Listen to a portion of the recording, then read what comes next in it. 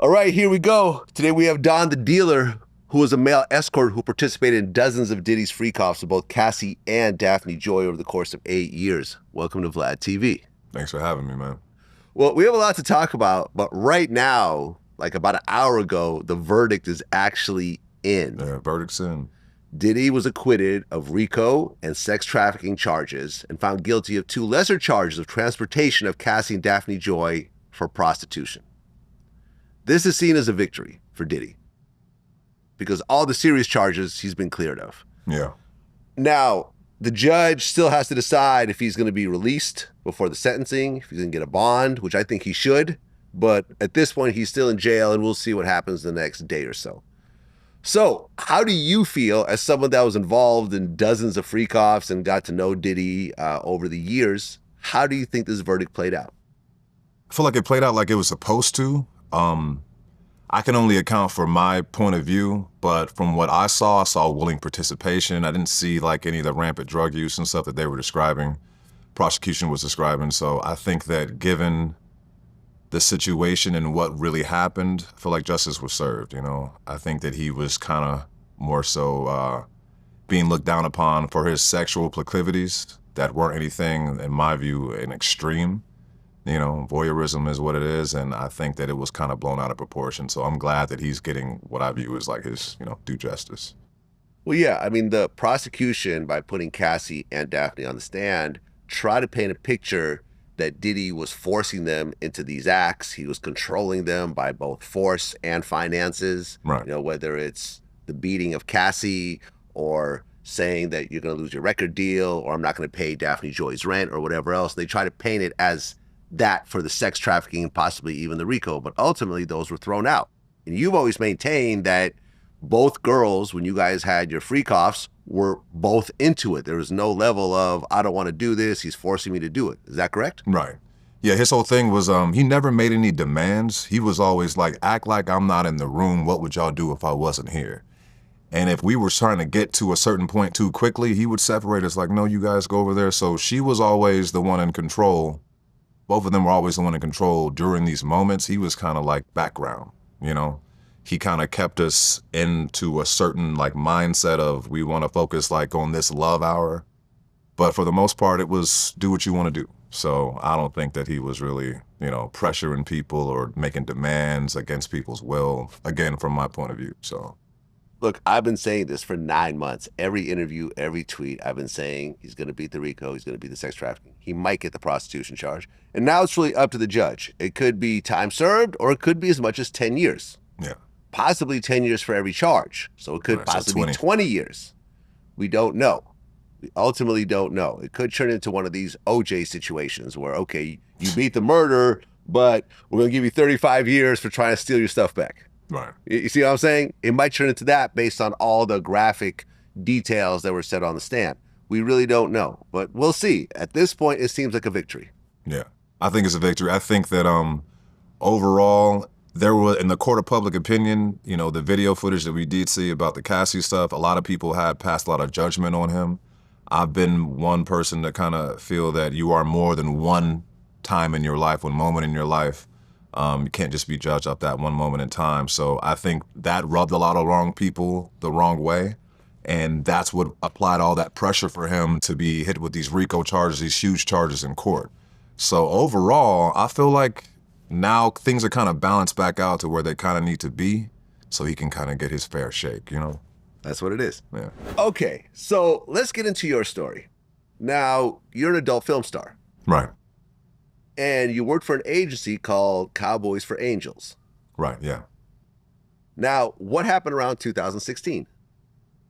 2016, I just moved to Miami from Atlanta, and that's when I got the call for a celebrity client to meet at the one hotel on South Beach, and that ended up being Diddy.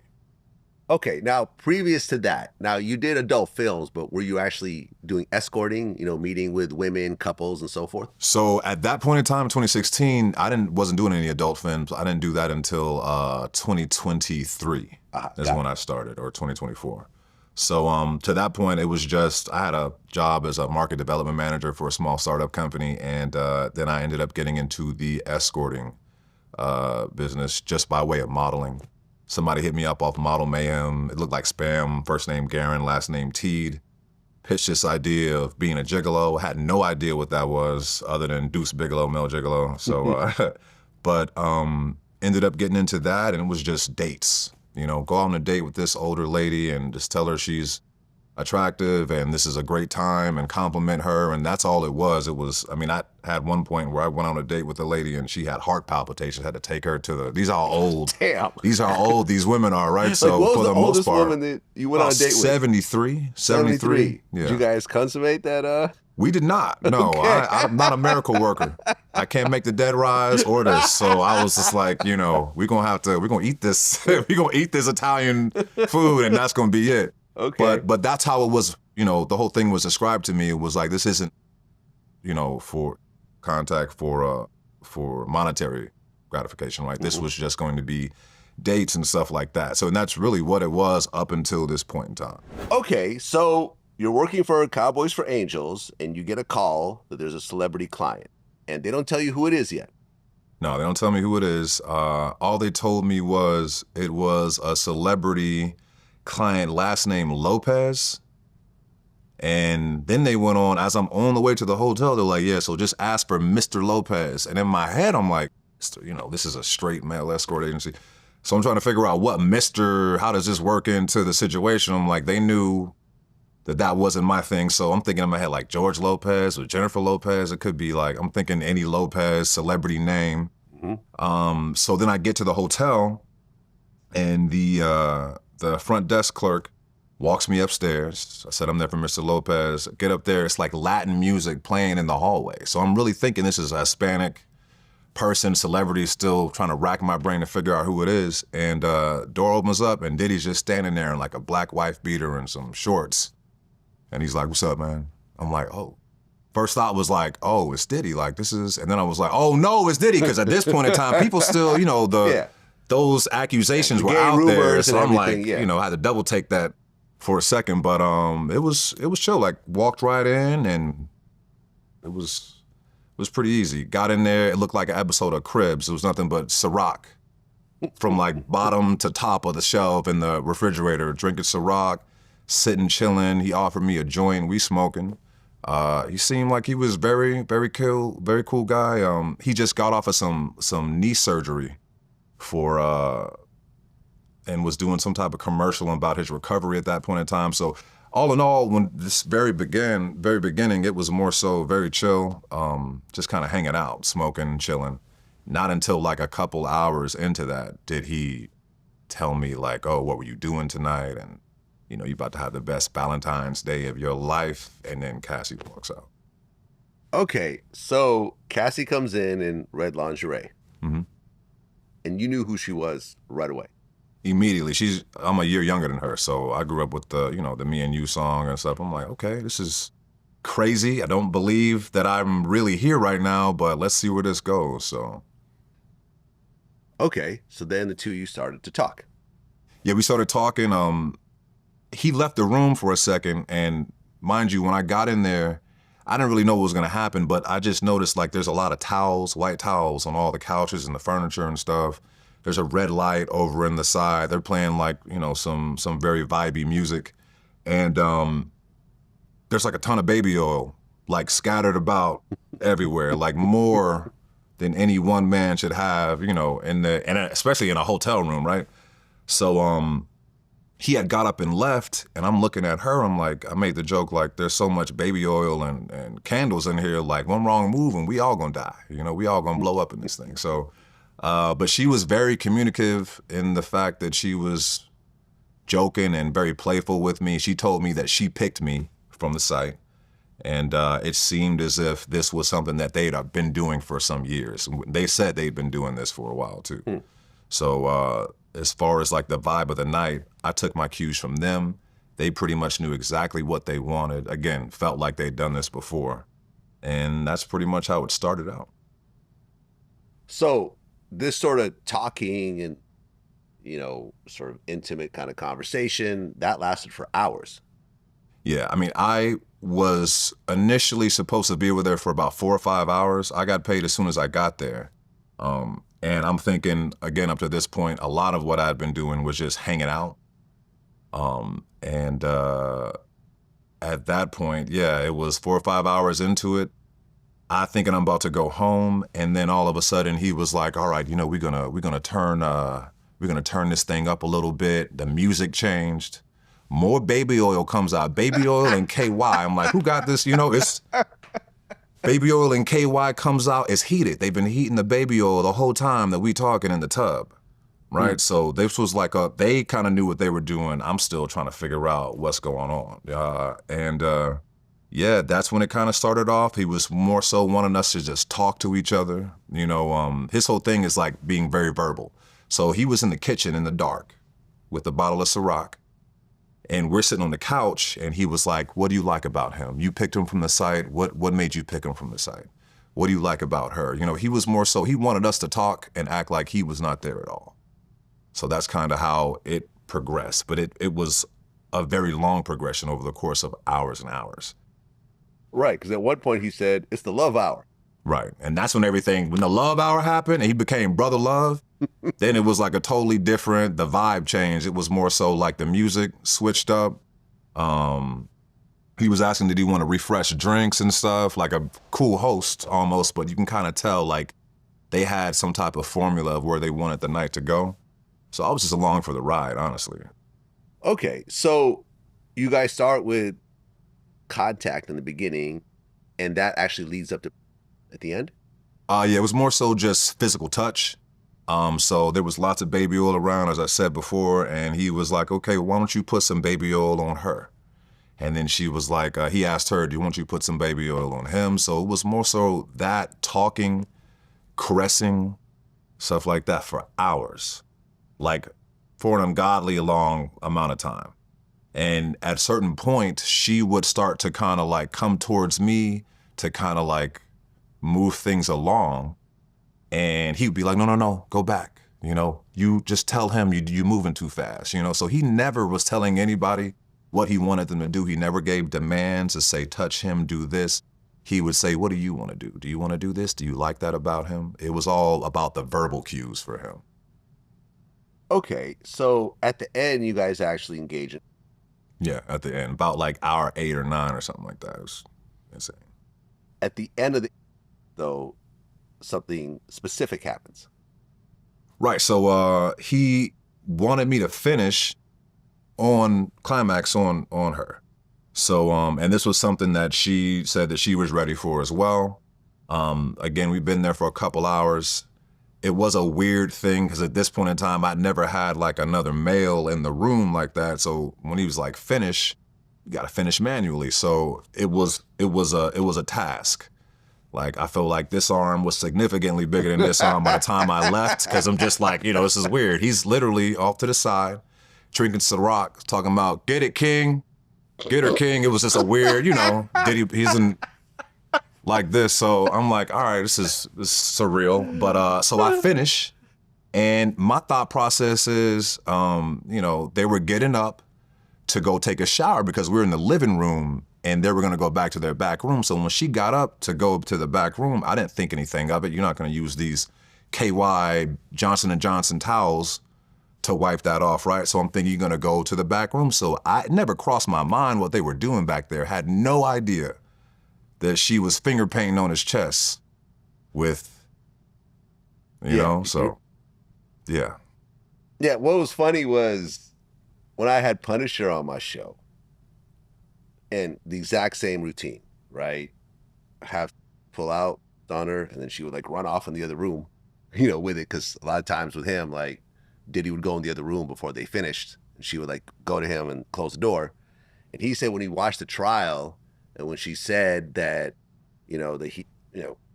she would take the cum and rub it on his chest, he was actually relieved because he thought that Diddy was eating it. I don't know if I'd be relieved. I'm probably equally as terrified from both of those things, right? I'm like, there's no way this is a good scenario. It's all bad, matter how you do it. It's a lot. I found out just like he did during the court process, and I'm reading this transcript with my girlfriend, and she's like, "He did what?" So it was like, we were all blindsided by that. I never got that vibe from him. You know, that this was something that he was, to me, it was just, he's all about the visual. He wants to watch. I didn't know they were engaging and stuff in the back room. When they would leave, he would be like, all right, bro, you can go ahead and order room service and smoke. And, you know, if you want to leave, you can leave, or I'll come back out and we'll hang out for a second and then maybe we'll do another one. But, you know, this is like 8 or 9 hours in. I'm not trying to do nothing else. So more times than not, it would just be wrapped up after that. Okay, so you got paid $3,500, Mm-hmm. and they booked you 2 more times. Yeah, they booked me 3 more times. One of those times, I came over and I got off the elevator and he pretty much met me at the door and was like, hey, she's not feeling good right now, so we're gonna scratch this and do it like a different night. I'm like, all right, cool. So. Okay, now, as you're getting to the second and third session, it was pretty much the same routine, but certain things were different, because at one point, you guys would be having, you and Cassie, and then Diddy would like tag in? Yeah, like so we'd be engaging, and he would be like, all right, King, like I'm about to tap in right now. And then he would say, go over there. So I would go over there, and then he'd come over, and then they would engage in their own passionate intercourse, which wouldn't last too long. And then he'd be like, all right, I'm good, come back over. And he'd go back over to where he was, and then I'd sit there, and yeah, he kind of switched off, but he never wanted me around him, which is why I thought that the gay accusations were a bit much, because knowing him as long as I've known him, right, I never got that vibe from him. He never even wanted me next to him when this was happening. I didn't want him next to me either, so it seemed like we were all on the same page, right? So Yeah. he did his thing. Although rubbing your cum on his nipples is somewhat gay, so I wasn't involved in that. I wasn't You know? involved in that. I know but you yes, weren't, but I'm just saying, yes. Yeah, talking what about he the gay did, rumors, that was diabolical. there's What he that did one behind hill you have closed to get doors. over. You know, to Picasso try on to his dispel that chest. myth. I'm just saying, it's a big hill. It's very steep. It's a very big hill. It's a very steep hill. Now, in the beginning, you and Cassie were using condoms, but that switched at one point. Yeah, I think one time we went without, and to be clear on that, he would always ask, do you want to do this without a condom? And they would have a conversation as if I'm not in the room, very calm. She'd be like, oh, I don't know. He's like, you know, these guys are tested. And she would ask me, I'm like, yeah, I'm tested. And he'd be like, do you want to do this? And she'd be like, you know, no, not right now. And he would kind of just let that go. He was never forceful in like saying, you need to do this, you need to do that. So, and I think one of the times out of the 4 was one time that we did engage in intercourse without protection, but it was very quick. She came to me and started that process and looked to him to see if this was something that was like cool to do, and he kind of gave a head nod, and that's what it was. In the words of Cameron, how's the pussy? How do you think it was? It was great. It was great? It was great. I was singing Me and You in my head the whole time. It was good. It was good. Okay. So after the 4th time when Cassie couldn't join in, that was the last time that you saw Cassie and Diddy together. Yeah, that was the last time. Well, then we fast forward to 2021, which is like 5 years later, and you get contacted again. Right. So what happens then? I get a text message on my phone, and it was saying, he's like, hey, this is Diddy, this is Puff. Are you around? I had no idea he had my phone number. But I guess because of his inability to book in advance, the agency I was working for thought it was better that, you know, I'll just give you his number and you guys just, you know, talk amongst yourselves. So he reached back out and was saying that he had somebody new and that he wanted me to come over just to explain to her about what we call the lifestyle, right? Like inviting other people into your bedroom and exploring your sexual side. And that's all it was going to be about. So when I went over there, I didn't know who it was going to be. I just knew that he kind of wanted me to kind of like drop the knowledge on what to expect with all this and see if it piqued her interest. Okay. And this time it was Daphne Joy. Yes, but I didn't know it was her at that point. Mm-hmm. But yeah, it was Daphne. All right, so describe that first meeting. The first meeting, I met him at a hotel in, I think, South Beach, and he sat with me for a second and was just like, hey, yeah, I got a new girl. I want you to explain to her a little bit about the lifestyle. She seems very interested in it because I told her that I'm interested in it. So if you can kind of explain to her the subtle nuances, you know, involved in the lifestyle, like that would be a big help to him. I was like, sure. So I come in, I sit down, Daphne comes out, we greet each other, and she's immediately like inquisitive. She wants to know every single thing about the lifestyle, what it's like inviting a third party into the bedroom, the type of relationship strength you need to be able to endure that, just every different angle of the lifestyle. So she was very much a willing participant, and I'd go as far to say excited for the journey, and that proved to be so because by the end of this, she was, you know, she was saying, coordinating what you're gonna wear, or what music we're gonna listen to, and how we're gonna do this and that. So it was a great growth for her during that period of time. So the first freak off with you, Diddy, and Daphne, was it pretty much the same as Cassie? Pretty much the same in that the way that they went about the night, the scheduling of it was pretty much the same. The difference was Daphne was so much more wanting to be in the room. So me and him had a lot of time to just kick it and smoke and talk. But with Daphne, she was like right there. She wanted to smoke.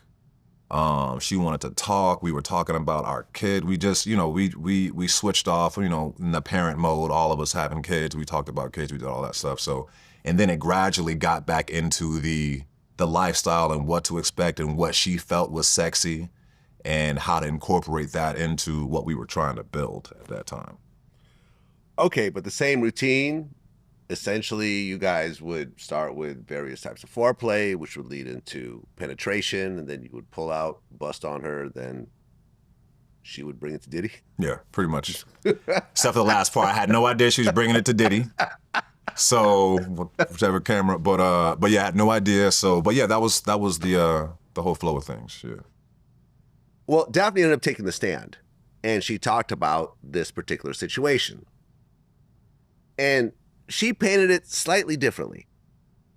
She said the moment the relationship soured for her and Diddy was when she was asked to participate in the first freak off, which he called hotel nights. So after the hotel was set up, she would get dressed up in lingerie, and Diddy told her that a male escort named Don, who he knew, was coming. You know, the woman, the escort poured baby oil on each other, 12 bottles at a time. They started with touching. You know, basically, she said that she was trying to move things along. Combs was like, no, let's slow down. But she said the initial experience performing a freak off made her happy because it was taboo, but she thought this was just one night of fun. She didn't think she'd be doing it again, you know, but it opened up Pandora's box. She was never able to shut it. Because she said after the first freak off, 90% of their sexual experiences involved Diddy, her, and another man. Okay. Were you aware of this? I was not. To my knowledge, I knew that he spoke of other people, but in those instances with us, it was only, I kind of thought I was the only person involved at that point, at least in this area. So, yeah, I mean, I didn't know about the intricacies after the fact. Okay, but you continued to meet with them dozens of times? Right. So by the second or third time, you realized, okay, this is Daphne Joy, AKA 50 Cent's baby mother. Right. Did you feel any type of way about that? I don't know that man. It is I don't what know it that is. man, Right. and you know, it is what it is. Like yeah. Well, and you guys always met in Miami, Right, we always met in Miami. either in hotel rooms or a couple times at Diddy's Star Island home. Yeah, the last 2 times at his house. Okay. And at one point, he kind of pranked you a little bit. He did. He pranked me a little bit. It's a scary moment. So, I don't think he did it on purpose, but so he's always made the jokes that you and I would hear, right? Like, oh, he's this, Illuminati, sold his soul, like certain stuff like that. So he jokes around like that. So the last time I'm at his house, we're in his bedrooms, huge, like 2,000 square foot bedroom. Daphne's on one side, he's on the other side, and I'm kind of in the middle of the room. And he's trying to show me, because I've never been in here before, that the Alexa controls the lights and stuff. So he's like, Alexa, turn off and stumbled over his words, and all the lights went out in the room, right? So up until that point, I've known this man like 8 years at this point, right? I have complete faith that this was a heterosexual male. But because of all the jokes, when them lights went off, I got scared. I was like, oh no! Like, so I dropped down to the ground, butt down, boom, right? Just in case, you never know. It's dark, I'm in a new place, I'm scared. Yeah, I'm like, yeah, no sir. So I'm sitting down on the ground and I'm kind of like, I'm bugging out, but you know, and all of a sudden I hear, and it sounds like it's coming from all around me. Hey, Don, you know they say I'm gay. I'm like, nigga, what? Like, I'm like, oh my God, bro. But he's joking. I didn't, you know, after the fact, I realized he's joking. But when the lights came back on, he was like, what you doing on the floor, man? Like, I'm on the other side of the room. What you doing on the floor? I'm like, nothing. I'm just, you know, I didn't want to trip and fall. Like, I didn't know how to explain that, you know, I know you, but I don't really know you like that, man. So, but, I don't know you like that. He would make those jokes from time to time about just joking on himself and public perception and stuff. So, but, yeah. Well, there was a situation where you, Diddy, and Daphne were getting ready to have a freak off, and Daphne was running the tub with a bunch of the baby oil, and something went wrong. Yeah, that was that last time I was there. So they heat up, you know, when you have like 1,000 bottles of baby oil and KY jelly, like you can't pop that thing into the microwave if you're gonna heat it up, right? So they would run a big bath and throw all that stuff in there. So like, it's trippy to see, like if you were to look inside the tub, it's like you can't see the surface of the water, you just see floating bottles, right? So I guess they turned that on, we start talking, and she over flooded the whole bathroom, so he had to get a whole team of people up there to kind of clean this stuff up, and it's kind of awkward when you know the man's reputation and workers are seeing you there as a male. You kind of have to give them this look like, nah, it's not what you think. You know, it's, you know, you're not even like that. Like, I don't know how to emote to you. This ain't that type, but yeah, so it was a whole thing, but the whole bathroom flooded. It was a mess. Now, as you guys had more and more freak-offs, because you had, like, what, 20-something freak-offs with Daphne? Yeah, probably like 20, 25 or something like that.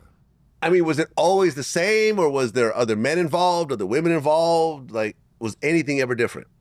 It was always the same. It was always me, him, and her. The only difference came in, there was a time that he just bought a company that sells psychedelics like mushrooms and chocolate.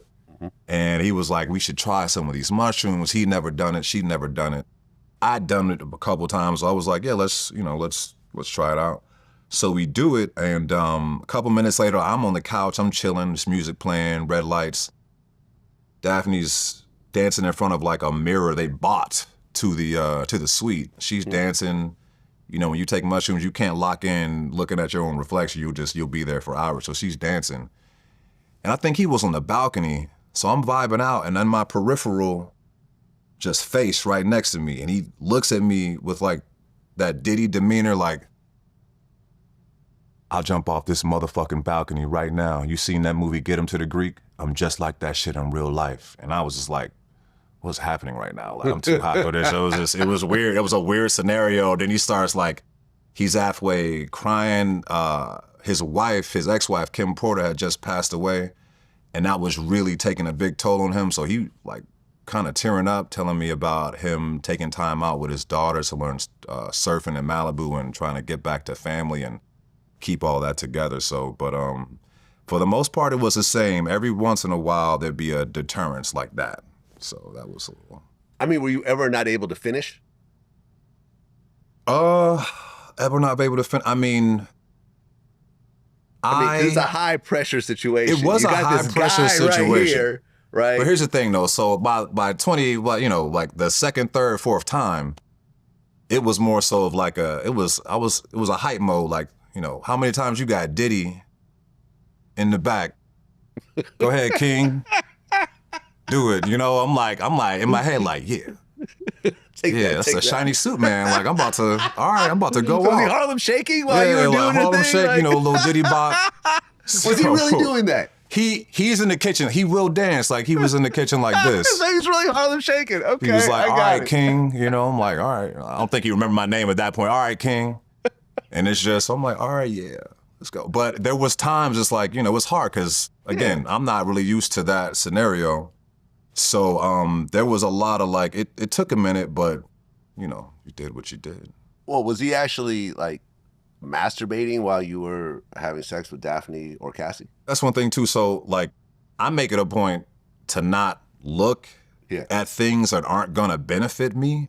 That was not gonna benefit me to see that at all. I don't want to remember you that way. I don't want to remember you that way. I want to remember you dancing in the back of the videos, like should say, right? But so yeah, so I never. And the thing is, there was always a lot of distance.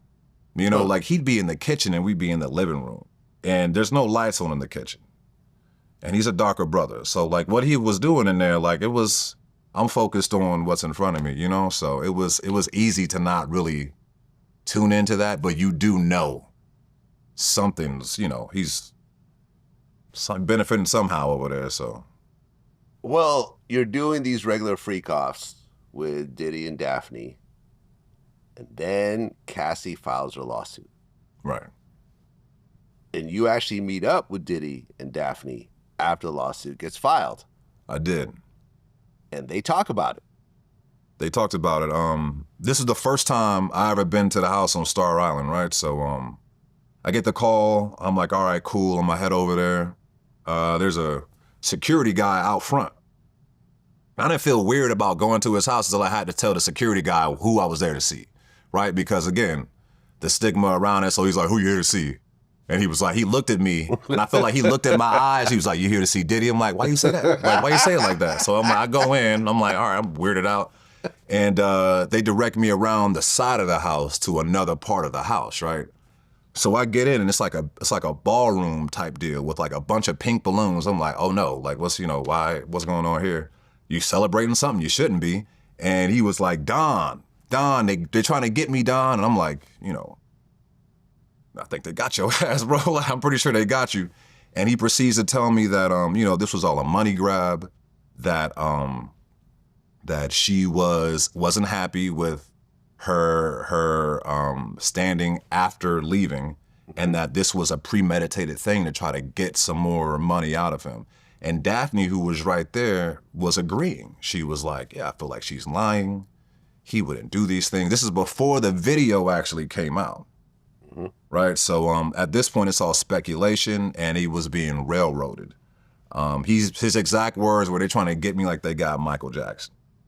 So, well, less than 24 hours after the Cassie lawsuit was filed, he paid her off. Yeah, which was, we found out at the trial was $20 million. Yeah, it's crazy.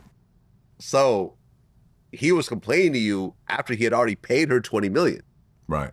And in my thought process was, when you're at that level of celebrity and power, like these nasty witch hunts, it's hard. It's probably easier to put those to bed than let that fester in the media, right?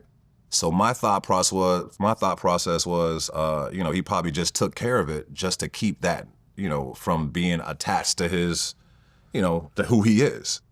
So it was making sense to me. And again, this is somebody that I'd never seen act this way. I'd known him off and on for about 8 years. And in that time, I've only known him to be very soft-spoken, very direct, chill, laid-back type of person. So it was hard to connect that with like physical violence. Well, after the Cassie lawsuit actually comes out and gets settled, Diddy's lawyers reach out to you. Mm-hmm. What did they say?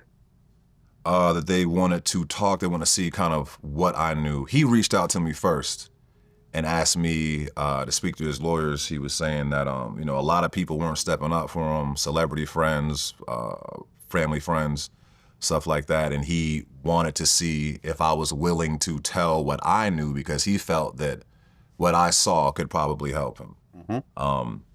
And I didn't see that really, but I was willing to do that. So I went and spoke with his lawyers, and they essentially told me that if they needed me, they're gonna let me know. Okay, so you talk to the lawyers, and then Diddy's homes get raided. Right. The Beverly Hills home and the Miami home you had been in. And now things are getting way more serious, and you find out there's a grand jury. Yeah. Are you nervous at this point that a grand jury might actually reach out to you? I'm freaking out. I'm freaking out because I know that there are I'm in a lot of videos. Oh, so he's filming the whole time. He's been filming stuff like that. He sits and watching the films. So I know I'm in a lot of videos. So as soon as I saw, so not only did he film, but you guys watched the films together? I never watched the films. I saw him record. If they did watch anything, sometimes we would play some of my Brazzers scene or Reality King scenes on the TV while we're, before we even engage in anything. But I never saw any of the videos he actually shot. Got it. But he had, hours of footage of you? I heard he had a, what do you call it? An external hard drive that was filled with probably at least a terabyte worth of video footage. Okay. So he was, every time I saw him, he was right there with the phone, So. Okay, so you're freaking out because Diddy's homes were raided. Mm-hmm. They have videos of you, probably. Right. Not probably. Almost definitely, yeah. And now there's a grand jury, and there's a serious, chance of him getting charged with God knows what at this point. Right. So, Diddy does this whole Instagram post saying all these lies about me are false, and I'm going to protect my family and clear my name, and these are all people that are trying to get me. Something of that sort. Right. And then the Cassie hotel video comes out. Yeah. As someone that knew Diddy and Cassie, of course, Diddy more so than Cassie, but you've had hours and hours and hours. And, you talked about how when Diddy sometimes wasn't in the room, you and Cassie would joke around and chill. Right. You never said that Cassie felt uncomfortable. She seemed like she wanted to be there. Right, yeah. There was times where we was just her and I by ourselves, and I'm making jokes and she's laughing, and there was nothing about the situation that felt forced. She seemed, again, that they had done this before, that this was a routine. None of this felt new to her. So yeah, I felt that who am I for you to not tell me that you're not comfortable, especially when I got paid to just hang out. You know that because you paid me. Yeah. You chose me from the site. So I felt like if there was ever any issue, you could have just say, hey, let's not. But again, I can't put myself in the headspace of any of these women. So I don't know how hard it would have been to say that, but I felt there were times that she could have, and I wish she did if she wasn't feeling it, but she never did. She never let me know. Now you're watching this video of Diddy chasing Cassie down this hotel hallway and then just beating her up like a man, basically. Yeah, it was hard to watch, especially because it's hard to reconcile that version of somebody with the version that you know, but you also have to tell yourself, I don't know this person in every aspect of their life, right? And I also had to tell myself, not to be dismissive, but a lot of men make decisions that I feel should not impact how we view them as a man in whole, right? So we all make a lot of decisions. We are not those decisions. So I was more so of the mindset that, this was horrible to see, and I'm still reconciling it. I still couldn't I still couldn't really get to the point where I'm like, I see you as that man in the video. I only know you as how I know you. So it took a second. That's why there was one more visit after that. And then by that time, I was just like, I just can't really reconcile the fact of what I saw. Okay, so when you met with Diddy, the Cassie video was already out. The last time. Yeah. Did Diddy or maybe even Daphne address that video? So nobody brought up anything about that last time I was with him. The only thing that was going on was he was on the phone a lot. I think he was losing sponsorships. So I heard him say, I'm about to crash out probably 7-8 times. Trying to keep certain relationships intact while going through this court process, in the court of public opinion as well. So They never spoke about it. Like after that video came out, we never talked about that at all. Well, and then Diddy gets arrested. Right. And he's given no bond. When he gets arrested, what did you think?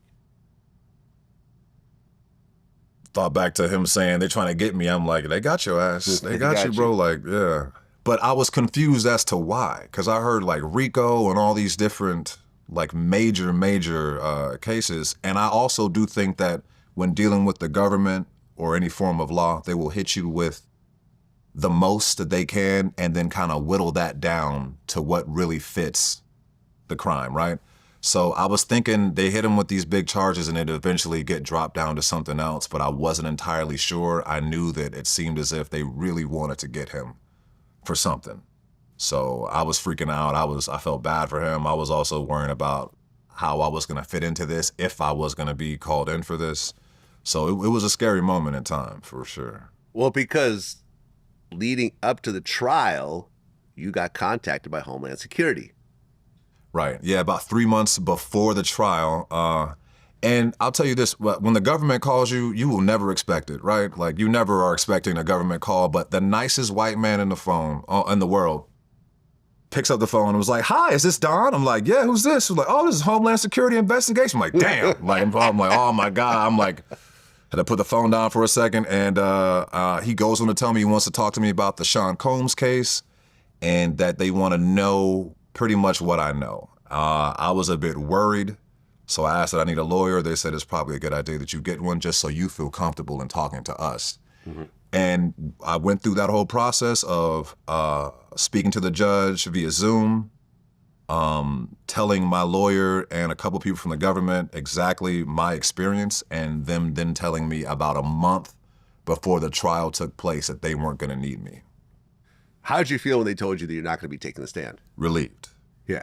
I didn't really want to get in front of a stand full of people, mostly because I saw that at that point in time, the court of public opinion was kind of painting him out to be what we thought what they were charging him for, sex trafficker, making people do things against their will.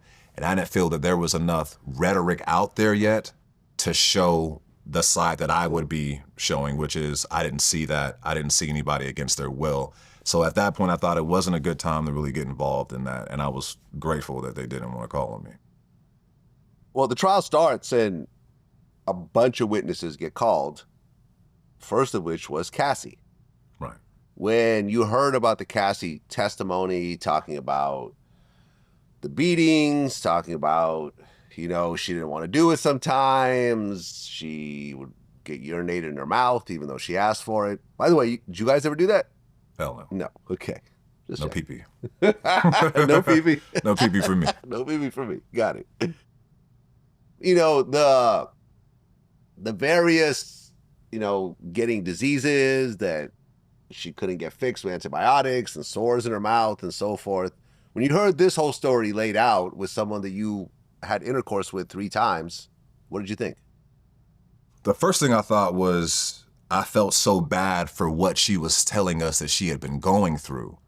That was I wasn't so much like thinking about me or anything that I played in that part. It was more so because I know that I didn't do anything, force anybody to do anything, and I really just took her lead because she was the one that was getting to lead these events. I cried a little bit because I'm a son. I'm a brother. I have a lot of important women in my life that play like a very large role in my day-to-day.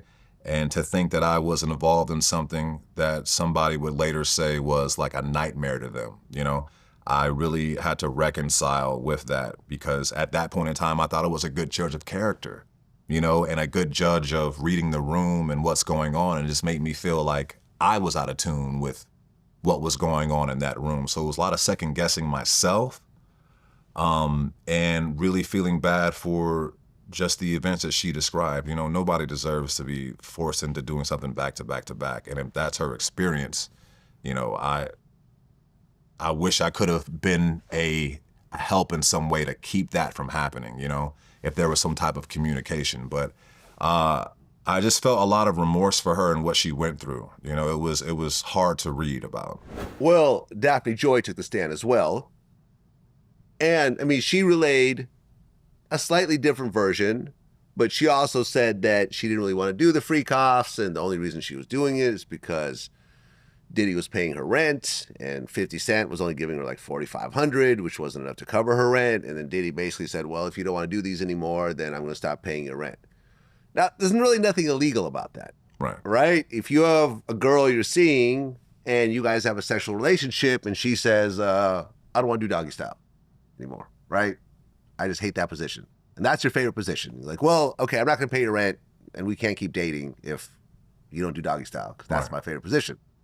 But this is almost painted by the government as like coercion, sex trafficking, forced, sexual encounters and so forth. But you said she was always the opposite of that. Yeah, I mean, Daphne seemed to be a very willing participant in everything that went on. From the moment I met, she asked me about all the angles of what it is to be in the lifestyle and invite somebody else into your bedroom. Then it became wanting me to wear certain clothes for these meetings. Then it became her telling him, no, I want to do this. He would make suggestions as far as like how to make this into more of what he called the love hour, a more like seductive type state. She was like, I want to do it this way. I want to do it like this. And he would let her run with it because he loved seeing how excited she was to make her own decisions in this, not being shy. So at a certain point, yeah, she was just the most willing person that I've ever seen in this type of scenario. My point of view, right? Because there were text messages between them outside of this that says otherwise, and not to discount how she may have felt after the fact, but the whole time that we were together, it felt very consensual, more so that she was in control and she was telling him what to do. She told him, I want you to sit over here, not over there. I want you to put some baby oil on. Like she felt like she was in control. She even cut down she decided how long I would stay. It just became more of the Daphne show than the Diddy show. Well, the one thing that I heard from every escort that I interviewed, and now you're the third, is that every single time either Cassie or Daphne would book the sessions, and either Cassie or Daphne would actually make the payment. Right. Now, the money probably came from Diddy, of course, but is that true in your case also? Yeah, he never handed me money. I always got cash from them. Okay, so a bunch of other witnesses take the stand, including his assistants and so forth. And at one point, the prosecution rests and the defense announces they'll be calling no witnesses at all, right, including Diddy, who's not going to be taking the stand. Mm-hmm. It goes to the verdict. And then today, like we mentioned at the beginning, he was found guilty of the prostitution charge, but not guilty of all the serious charges. No RICO, no sex trafficking. Right. Which ultimately I've been saying for the last 9 months. Yeah. I kept saying this over and over again. Essentially, Diddy was found guilty in a federal court, costing millions of dollars for tricking. Yeah. Yeah. Yeah. Guilty of tricking. Yeah, it's weird. Yeah. And at this point, he was guilty of 2 charges. Now, each of those charges have no minimum, but they have a maximum of 10 years. So there's a chance that the judge might give him 20 years. It's a slim chance, but we don't know. We don't know. Now, I remember I had Judge Mathis on here recently, who's, a former state judge. Mm-hmm. And he said when it comes to these sentencings, like even though the charges might be minor, the judge looks at all the stuff that's been said on the stand. So all this abuse, violence, alleged kidnapping, alleged arson, all this other stuff will possibly play a role in the sentencing. Right. So he might even catch a bunch of years, but we don't know yet. Or he might get time served and walk out tomorrow. We don't know. Right. What do you think he should get? Well, first, I think that he should, one, be considered for time served because he's been in there about 9 months already. Mm-hmm. I can't really speculate as far as these maximum sentence, 20 years maximum for both, right? Well, 10 years for 10 each, but 20 for both. together. Yeah. If you don't run them concurrently, if you run them one after another, yeah. Right. That's the worst case scenario. Yeah. I think that it seems as if they want to try to charge him with something. So I don't know if the 9-month thing is going to be enough, but you never know. It could be community service. To my knowledge, this is his first. Yeah, it's the first time offense. dealing with this, right? So how much could they really give him for this? Especially when he beat all these other charges. To try to hit him with something so small, I'm not sure what the government's game would be in doing that, but I don't. Defense could say he's not a serial tricker. Yeah. This is the first time he got caught tricking. I hope they say it just like that. He's not a serial tricker, Your Honor. He's not a serial tricker. He'll promise not to trick again if you give him time served. That man can't wait for a freak out. Well, Cassie's lawyer put out a statement right after the verdict. The statement says the entire criminal process started when our client, Cassie Ventura, had the courage to file her civil complaint in November 2023. Although the jury did not find Combs guilty of sex trafficking Cassie beyond a reasonable doubt, she paved the way for a jury to find him guilty of transportation to engage in prostitution. By coming forward with her experience, Cassie has left an indelible mark on both the entertainment industry and the fight for justice. We must repeat with no reservation that we believe and support our client who showed exemplary courage throughout this trial. She displayed unquestionable strength and brought attention to the realities of powerful men in our orbit and the misconduct that was persisted for decades without repercussions. The case proved that change is long overdue. We will continue to fight on behalf of the survivors with the $30 million that she now has from both Diddy and Intercontinental. Yeah. This kind of sounds like sour grapes. If I were to read it. Yeah. That's what it sounds like. Like, we're mad that he's not getting life in prison. I mean, I'll just say it. I feel that this was proven in court, right? Sex trafficking was not guilty. Right. Which basically implies that Daphne and Cassie, on the whole, were willing participants. Yeah. Right? They weren't being trafficked. They were willing participants. So you have a woman who's a willing participant, which has been proven in court, with Diddy, gaining the lifestyle perks, having a record deal and having songs come out that never react, having fancy watches and fancy trips, to then get $20 million out of Diddy and then try to give him life in prison after the fact. Yeah. That's diabolical to me, man. Hell hath no fury, like a woman scorned. Yeah. Like, my God, you hate this man this much to do that after the $20 million and the $10 million bonus you got from the Intercontinental Hotel. So $30 million. It's kind of crazy to me. It's crazy. I mean, here's the thing though. In these type of situations, I try to look at what these women say that they felt and what they were put through, because that's not what I know, but it's something that, it's been documented that they felt this way, even though they may have put on the game face, like they said in court, and went out and made stuff happen because they thought that this is what their partner liked and wanted to please their partner because they loved their partner. We all do things, and after the fact, we may have regret or remorse for doing them. I just feel that, one, as a woman, this was a hard situation to try to defend against, right? To try to speak up against, especially having the text message that we have saying that they were at some points ready, that they were organizing for certain stuff. She said, I'm always ready for a freak up. Right, they're hitting up guys that they like. Right. And like organizing stuff. Yeah, not just me, but like me. Yeah.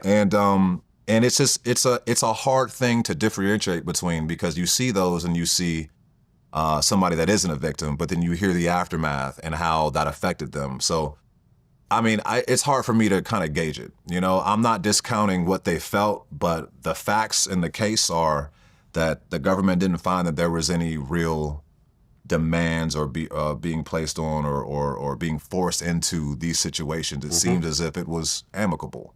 So not to discount how they feel, because that's valid, but as far as the actions that were taking place, it's just doesn't add up to. Do you feel you were sex trafficked? I don't feel it was sex trafficked, no. If you had a chance to talk to Cassie, what would you tell her? I would apologize, because I just never want to be put in a situation where I'm making a woman feel as if she's uncomfortable that there is no other option but to do what she feels that she's expected to do. And if I could sit down and talk with her, I feel that she would know that I was genuine about that, because it's a situation that was put in by her. You know, if not for that call, I don't think he would have ever known of me. So I feel that if I could see her, I would say I apologize, and I wish I knew what was going on, because I'm always going to be an ally. I'm always going to be an ally. So I wish that I could have helped, ease that situation for her. What about Daphne Joy? Same thing. I'm sorry that she felt pressured to do what she says she was forced to do so she can pay her bills and all this other stuff. But at the same time, for Daphne, I would also say that, come on, those of us that were there, I don't think any of us, and I'm in contact with Sly Diggler and a couple other people, and I don't think anybody in those situations are going to say that you were forced to be doing something that you didn't want to do, because I don't know anybody else that picked out spandex drawers for me to wear because she just had to see me in them. That just seems like you're happy to be here to me, but it is what it is, not to discount her feelings, but, I would apologize too, because at the end of the day, I don't know the grand scope of their situation and their relationship. So I wish that there was some way to go back and fix that, but it is what it is at this point. So let's say Diddy gets out and calls you up for the biggest freak off ever. He's got a swimming pool filled with baby oil. First of all, that's diabolical. I'm not swimming in no baby oil swimming pool. I'm gonna be the most ashiest motherfucker in the world, because I'm never gonna moisturize ever again after this. I don't need to. You don't need to. You moisturize enough. I've got the generations of baby oil. Generations. I'll never be ashy for the rest of my life. But if he were to call me, I'd be like, brother, God bless you, but nah, I can't. This is one ride. Get back on that train again? One ride was enough. One ride was enough? One ride was enough, man. It's time to get off. Well, you and I spoke last night, and you said that this lifestyle is kind of a slippery slope. When you start, bringing people into your bedroom activities and so forth, things can kind of go wrong, feelings, start to rise and so forth. Because you've done this with other couples as well? Yeah, in my personal life, my girlfriend and I are in the lifestyle, we swing. So we have many instances where we're meeting with another couple or in a situation where other people are around. And in those situations where you're inviting people into your bedroom and you're expanding your sexual horizons, you gotta be solid. You gotta be a super solid relationship, know your partner, know their tells of when they're uncomfortable and comfortable. Because the thing is, a lot of us go through these certain situations where we want to see our partner pleased. We may not feel good about that. You got to be able to communicate that. And the relationships that go the distance that can do this are the ones that communicate. They talk to each other. They say, did you like this? Do you like this? They talk about do's and don'ts prior to getting into this, prior to getting too deep. So that's a big thing. If you're going to do this, and a lot of people engage in the lifestyle, it is not a taboo thing. It may be taboo, but it's not an uncommon thing. You just got to be solid. You got to have that type of communication with your partner. If you don't, this is the type of stuff that happens. If you're telling your partner what they want to hear, but then you're feeling the opposite behind closed doors, this is the opportunity to talk about it, Not now in court. The opportunity to talk about it is when it's happening, before it's happening. Especially when, for Daphne, we sat and talked about the possibilities and what was required for this to be able to be something that everybody enjoys. And I thought she understood that. So that's a big thing to make this work. It's not for everybody. Well, yeah, look, I'm friends with Adam 22 from No Jumper, and I recently had him and his wife, Letter the Plug, on my show, and they are swingers. Right. Shout out to Adam. Yeah, shout out to Adam. Not only do they have threesomes on camera, but also she's had, solo scenes with Jason Love twice now. And then they had a group, a threesome with Lil D, and, all types of stuff happens. He's had solo scenes without her, and they seem like they have a loving, good marriage. Yeah. From my point of view, I've been around a lot of couples. They seem like sincerely happy. They have one kid together, another possibly on the way, but, at the end of the day, things could potentially go wrong. And at one point, Diddy actually wanted to go with you to a swingers club where he was going to disguise himself. Yeah, he was like, this was around the Daphne time. This was because the Daphne time was a heightened time for everybody. She was like, oh, that's a great idea. He was like, I want to go to a club and I want to walk around and just see people. The way he said it in that Diddy voice, he had the kind of like that bottom lip hanging like, yeah, I just want to go to the club and just see people doing their thing, and I'm like, all right, like, let me see if I could set this up. And I was in the process of going through that with some places in Miami, and last minute he canceled. He's like, you know what, I don't think it's a good idea, all the cameras and stuff like that, which is ironic because now he's known for exactly what he didn't want people to know about, which is wanting to be a voyeur and walk around and do and explore this sexual realm. So, but he wanted to go out because he wanted to just experience watching multiple people have sex, have fun, whatever that included, so.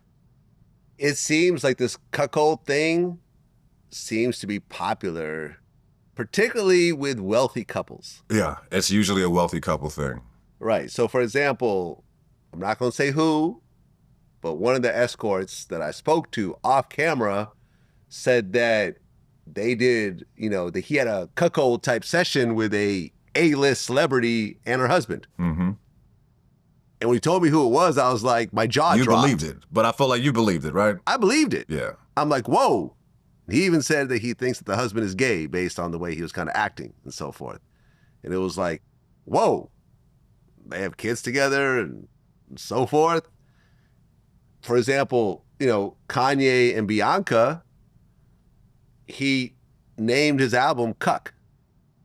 Yeah, he's been wild. And I've heard from multiple people that not only, I know one guy that actually did, a cuckolding threesome with them, but I also know people that were, they had reached out to him and there was bookings in process that ultimately never happened. Did you hear about this as well? I'd heard the adult film industry is filled with people that got stories just like this. People reach out to us all the time and try to make fantasies reality. And it doesn't surprise me that this particular person was getting hit up or putting out feelers to try, because it happens so much. You'd be surprised, I've heard some stories. I can't be substantiated, but I mean, if this is any indicator that this happens, then the other ones probably are true too. I heard a story. This porn girl told me this story, right? I'm not going to say who this is on camera. I'll tell you afterwards. I'll tell you, but this story was wild. This was years ago. An agency reached out to her and said this famous black Hollywood couple are having a sex party and they want you to come. She was like a popular, black porn star at that time. She was like, sure, no problem. Okay, but we also want you to bring a male porn star or someone that, could perform in this type of environment. She's like, okay, cool. I know some guys and so forth. Like, well, there's one more detail to the story, right? What the couple wants is they want the male to have sex with a woman, pull out, and come in the husband's mouth. And she said, well, I don't know anyone that does that. Yeah, I'm going to say, I don't know one damn person that's going to do that. In the porn world, and I've had lots of friends in the porn world, both male and female over the years. It seems like the gay porn world and the straight porn world really are kind of separate. They're separate. Yeah. We don't go, it's not like we go to the same events. It's a different way that things are done, So it's a different part. So yeah, and this was not something that she was on the internet with or doing an interview about. This was just a private conversation, we had one day, and it was like, damn, like those two? She's like, yeah, those two. And when I tell you, you're gonna be like, I'm not really surprised. I'm saying right now, I'm not going to be surprised. You're not going to be surprised. I'm not going to be surprised. You're not going to be surprised. Nothing surprises me anymore. I've done scenes, I'm just like, this is what people are really thinking about out there? Like the scripts I've seen. It's a sick world. So people, there's nothing that's going to surprise me anymore at all. 1,000 bottles of baby oil. I'm unfazed. Yeah. I'm unfazed. So after all the dust settles, Diddy does whatever time he has to do, whether it's a slap on the wrist or maybe a year or two, or maybe Trump even pardons him if he gets a longer sentence. Do you think that Diddy will come back and get back to kind of where he was before, or do you think that the stigma of this is just going to haunt him forever? So here's the thing. So I think the stigma is going to stick around for a while. Just because sex is such a taboo thing in this country, I think that his association with that and with the charges that were brought forth and all the media controversy behind it, for him to get past that, it's going to take some years. He might have to go to Africa like Dave Chappelle did. He might have to go to Africa with the people and chill out for a couple years, just because the type of endorsements he had prior to this, I don't think a lot of those people are going to be hitting him up, which is unfortunate, because everything that what he was charged with, now it just comes down to these two things. If it was just two things in the beginning, would he lost a lot of these sponsors? I'm not entirely sure. But I think right now he's probably a little bit radioactive, and they're gonna wait till that to cool down. But the thing about him is, nothing about him has led me think that he's gonna just sit back and just fade away, right? He's a survivor, he's a hustler, he's a businessman. He's gonna make his money and make his way back, as he's hungry, you know? I mean, look, he's still rich, and he's got 100 lawsuits against him. But what's interesting, because I talked to a lot of lawyers around this case, some of which were even asked to be on the case, and turn them down. If any of these civil lawsuits were based on actual facts, they would have been incorporated into the federal case. Correct. Not a single one outside of Cassie's civil lawsuit was included. Yeah. Which makes you assume that all these civil lawsuits are based on a lot of nothing. Right. I think that's a lot. Again, my first impression of meeting him was, oh no, it's Diddy, just because of the stigma surrounding him. No, so Diddy became a phrase. It became a phrase in the urban world. When you say no Diddy, everyone knows what you're saying. The diddler. Like, this is it's crazy to me, but I feel that, I don't know, I think that overall, he's gonna be fine, because he's got the money, he's got the know-how, he's got the connections. It's just gonna take time. Yeah. It's gonna take time. But I don't think this is the last we've seen of him. I don't think so either. I don't think he's good at being low-key. I think he's nothing about this man. He's gonna have a is low-key. For all we know, he opens party. Up. He could open up the next. Some people show up. He can open up the next Pornhub or the next Browser studio. Diddy, Yeah, I mean, listen, you can't argue with a man anymore, because all the guy got to say is like, well, he's had to rub dudes come on my nipples. What do you come back from that? You can't come back from that. That's it. That's the end of the argument. I'm trying to forget these things, man. There's a lot of therapy that's going to be involved after this interview. I'm like, he did what? He did what? Oh, God. Yeah, man. He probably did it with yours. I would like to think that mine, for whatever reason, was unusable. He was just like, you know what? This is not my style. Like, I'm a go wipe that off. Fingers crossed. Yeah, like yesterday, I interviewed Rico Bozant, who was one of the escorts also. He met up with him, a few times. And he basically would say, like, he would bust, and then Diddy and Daphne would basically have sex with just the man juice sort of like in between them, sort of like it's still there. Like, she would never wash off. So it was just that. Yeah, well, that's a thing. That's a thing. That's a thing that happened to him. What did he stay in the room after that? After that, I'd have to. Well, no, they would sometimes have sex in front of him. Okay. Yeah, so that was a little bit different. Yeah, I mean, I don't know what to say about that. That's a little much for me, but Yeah. That might have been the last time. It's a bit much for everybody. That might have been the last time I came over to the Diddy house after that one, because I don't know. Look, it is what it is. And like I said, I feel that overall I'm happy with the verdict, because I've been saying that this is probably what's going to happen. But you're saying that if you have an alternative lifestyle, if you don't have a wife or a traditional girlfriend, if you have multiple girlfriends and you fly women out and you're having threesomes, and drugs might be involved, but everyone's taking the drugs themselves and no one's being forced to take the drugs. Right. Because remember, the jury even asked, if you ask for drugs, is that the same thing as distributing drugs? Like, is that person distributing drugs that the person asked for it? Right? Right. I've never heard a story of like, there's a pile of cocaine on the table and Diddy like grabs a woman's head and shoves it in the cocaine and like, take happened. this or else. There was no like, Scarface moments. There was no Scarface moments. And I never saw drugs other than the weed we were smoking and the mushroom we took one time. So, I just feel like you've turned tricking into a crime, essentially. Or you've turned polygamous relationships into a crime. You've turned cuckolding into a crime. You've turned a bunch of stuff that really is just people's pleasures and preferences. Like, there's nothing wrong. I remember even on the closing arguments, I think it was Brian Steele was like, oh, here's exhibit 48s, 100 bottles of baby oil. Good job, fellas. Where's the crime? Right. Where's the crime? Good job. RICO the feds does not want RICO. got these pictures. This is RICO part, does not this is mean part of RICO, the trial. so. Where's the crime?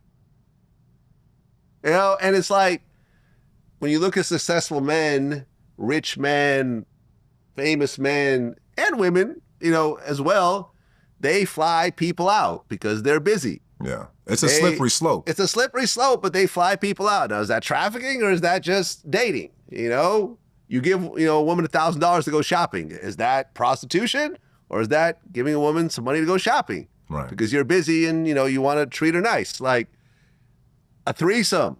Okay, it's not, I've done threesomes, I've done foursomes, right?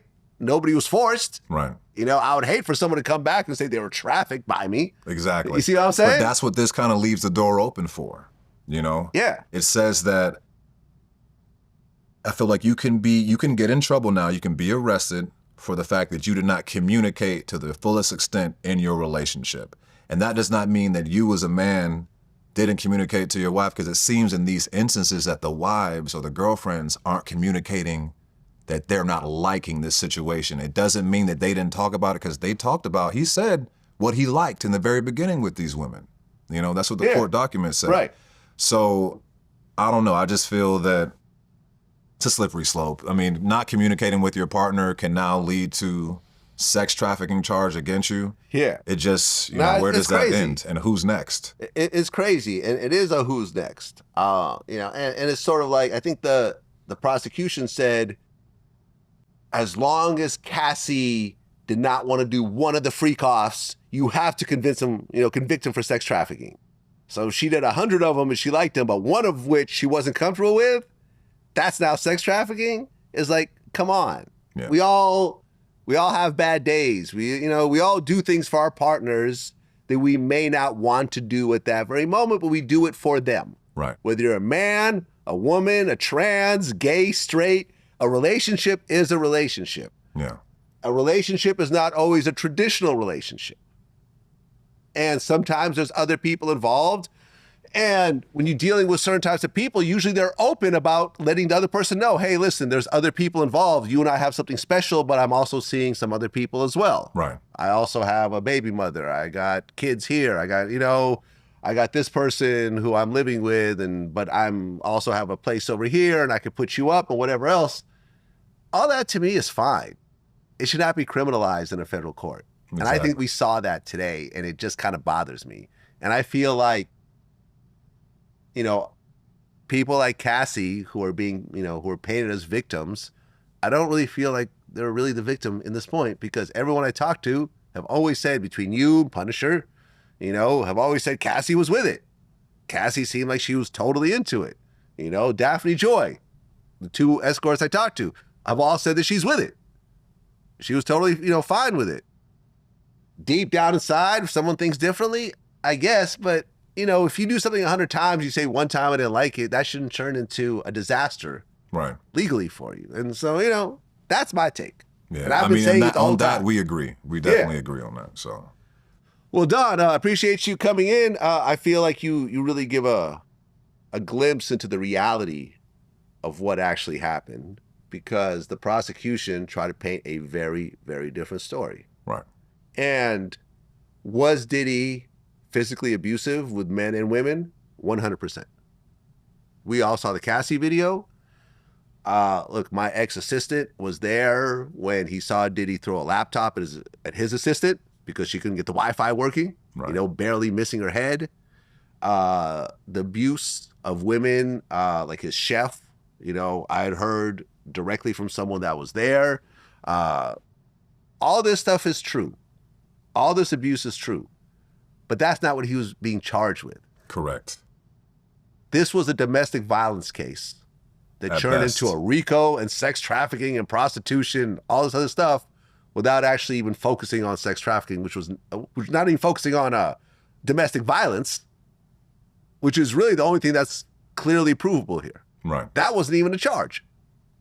That's what this really is. And it turned into something bigger because I think there was clout chasing because it's Diddy. And I think that, a group of 5 prosecutors, all of them female, wanted to embarrass him and probably was like, we're going to fight for this fellow woman who's now $30 million richer. And, it just feels like bullying. Yeah. I think the statute of limitations wore out for that video. Yep. And then the government said, well, we're going to get them for something else and let's figure out what we can get. Right. And what they had, I feel like, wasn't enough to really justify the charges that they dropped, but they dropped them anyway. And like I said, they ended up whittling it down until we get to really what they view, which was those 2 minor charges. Well, Don, appreciate you coming in and being so transparent about everything. And man, wish you all the best. Thank you. Real quick, I want to give a shout out to my agency, Cox Models. Also, my girlfriend, Alana Buns. Come make sure you check us out on our OnlyFans. Mine is Don_the dealer. And yeah, looking forward to doing more out there. That's what it is. Peace.